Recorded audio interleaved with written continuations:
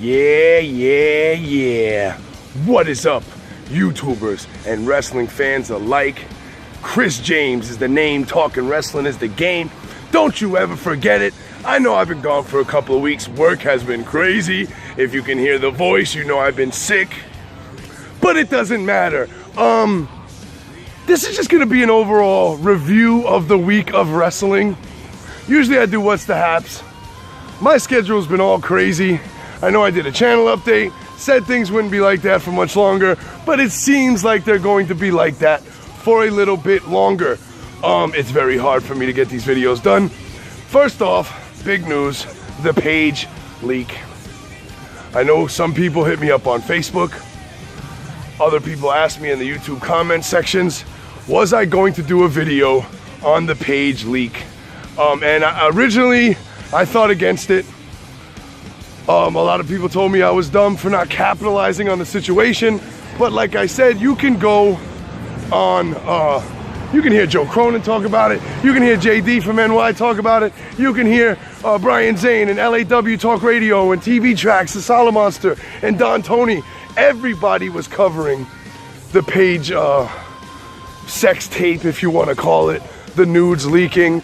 And I just didn't seem, I wasn't that interested in it. I really didn't care. It's a personal matter. She had her privacy invaded. Her phone was supposedly stolen, which makes it a criminal act for whoever released those videos and those pictures. Is she wrong? No. Should WWE punish her? No.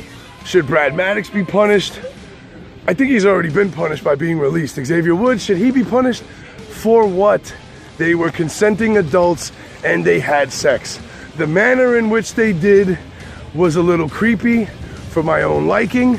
I don't see why, I couldn't be making love or fucking my girl while a friend of mine was recording my ball sack. So, and at the point, it wasn't even Xavier Woods' girl. It was Brad Maddox's girl. Do I think WWE will punish her? No. If you watched Monday Night Raw, you saw the New Day's response, or Xavier Woods' response, when the camera panned to them during the backstage segment. Xavier Woods had a, like he was in trouble look on his face. So this is it. I'm not talking about the Paige thing anymore. I don't care.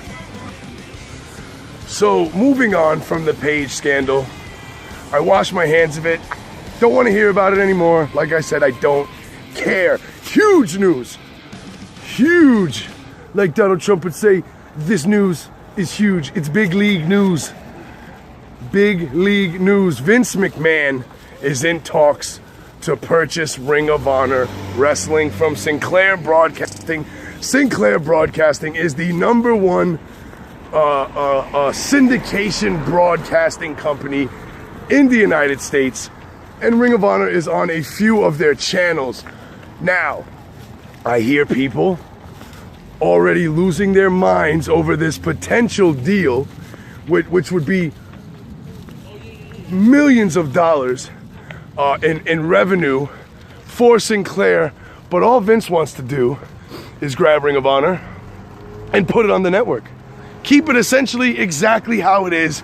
Maybe take some talent and bring them to NXT.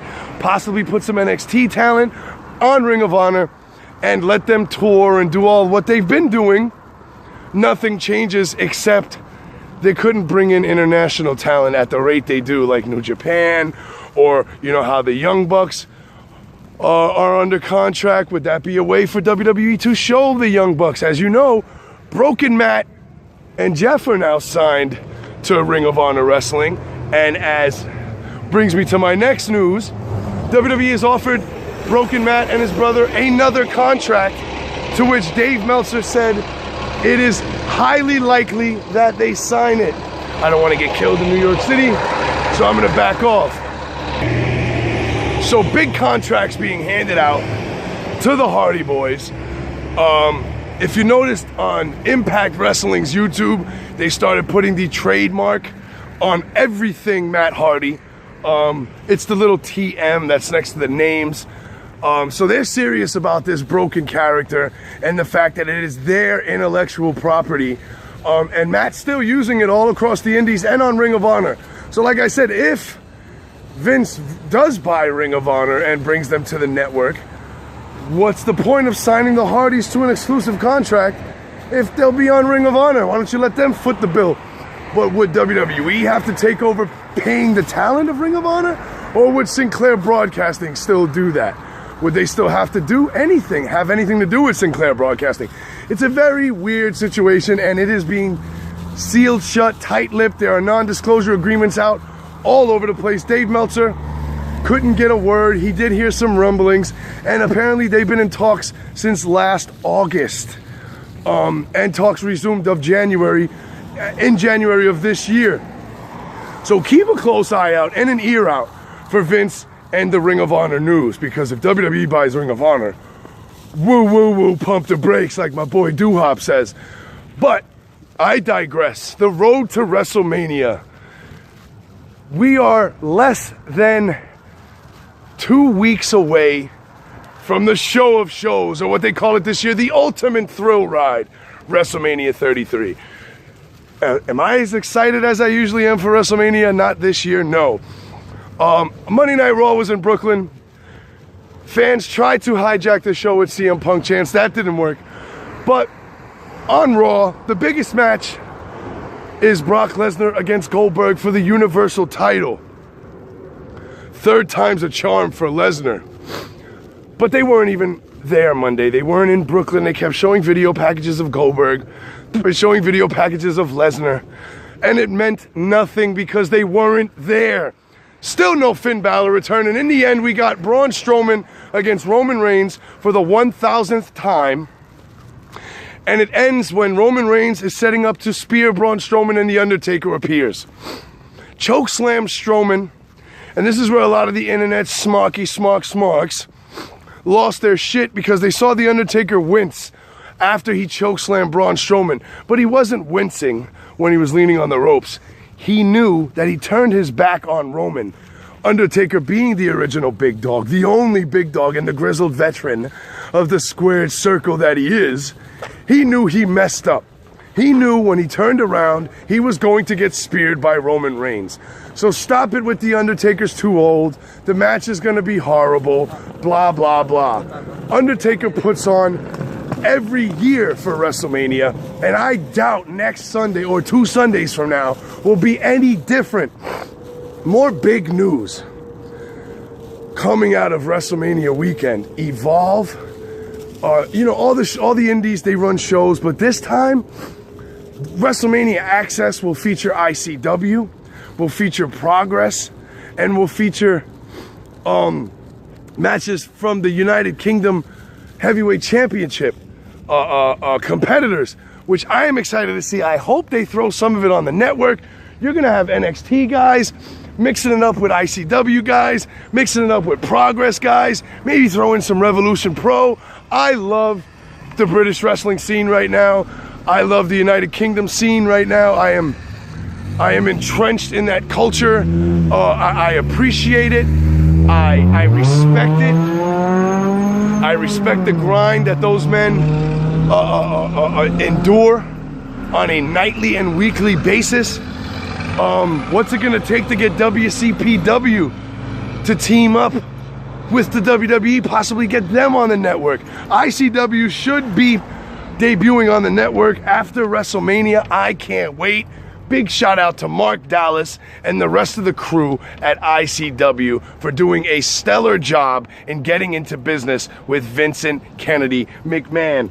Out of SmackDown, if you didn't notice, Tyler Breeze dressed in drag and was defeated by Nikki Bella. I'm trying to open my mailbox here. Sorry, guys. And in doing so, killed Tyler Breeze's career. The memes were crazy. There hasn't been an Intercontinental title match announced or stipulation for the Intercontinental title match between Dean Ambrose and Baron Corbin. But like I've been saying since the middle of last year, Baron Corbin will be the breakout star of 2017. And I don't think Dean Ambrose stands a chance at beating him at WrestleMania. Baron Corbin will be the new Intercontinental Champion. Other than that, over on the SmackDown side, we got Bray Wyatt and Randy Orton in a creepy feud where Bray Wyatt is taking his special powers to a new level, saying Sister Abigail is a part of him now. Overall, I think SmackDown wins the week again. On 205 Live, nothing much happened. Neville and Aries will battle it out at WrestleMania. Hopefully it's not on the freaking pre-show. But WrestleMania's card is setting up to be a good one. Am I excited as excited as I usually am this close to WrestleMania? No. But don't let that deter you from getting hyped about this card. You got Jericho and Owens, which everybody wanted. Is it for the Universal title? No. Balor could return at WrestleMania to cost Seth Rollins the match against Triple H, which is a non-sanctioned match now. I'm excited for the card. I'm just not as excited as I usually am. Other than that, wrestling this week was blah. The build, the road to WrestleMania has not gotten the fans that excited, especially with Goldberg and Lesnar being the big main event. Hopefully that does not go on last. If a match was to go on last, and if they had big plans for it, it should be Seth Rollins against Triple H or Bray Wyatt and Randy Orton. But we shall see. WrestleMania is going to be a 6-hour show, with the pre-show starting around 4 o'clock or 5 o'clock, going all the way up until 11. Don't forget you got WrestleMania Access, and we still have a week's worth of WWE TV to bring us into WrestleMania 2 Sundays from now. NXT TakeOver Orlando. We got Shinsuke and Bobby Roode for the NXT heavyweight title. A lot of people think Shinsuke's being called up the night after Mania. He might show up at WrestleMania. It's very lackluster, and I think Vince and Triple H are both smart enough to know that they need to bring some excitement at the show. If the build-up isn't this exciting, then they need to bring some excitement at the show. So let me know in the comments what you guys think about this year's WrestleMania build-up. Not the card yet, but the build-up to WrestleMania. Has it gotten you excited? And if it does, why? What's making you excited about this road to WrestleMania that I just can't seem to get excited about? Let me know in the comments. Don't forget to like this video. Here at Let's Talk Wrestling, I try my best to put out the most original and honest videos I can about wrestling. So thumbs up this video. If you haven't subscribed, subscribe, and don't forget to click that little bell that's over there next to when you press subscribe, so you can get all the updates as soon as I put these videos on YouTube. I respond to everyone's comments, and if you subscribe to me and I go to your channel and I dig your content, I will subscribe to you. Remember, here at Let's Talk Wrestling, there is no gimmicks needed. It's just me, the voice, you, the camera, and that's it. That's it. No fancy editing. I put some pictures when I'm recapping Raw and SmackDown in the beginning of my videos. I add some music to my videos, but nothing too special. Nothing too special yet. So don't forget to like this video, share it, subscribe to Let's Talk Wrestling, and tell a friend to tell a friend about Let's Talk Wrestling. Chris James, over and out. Biatch.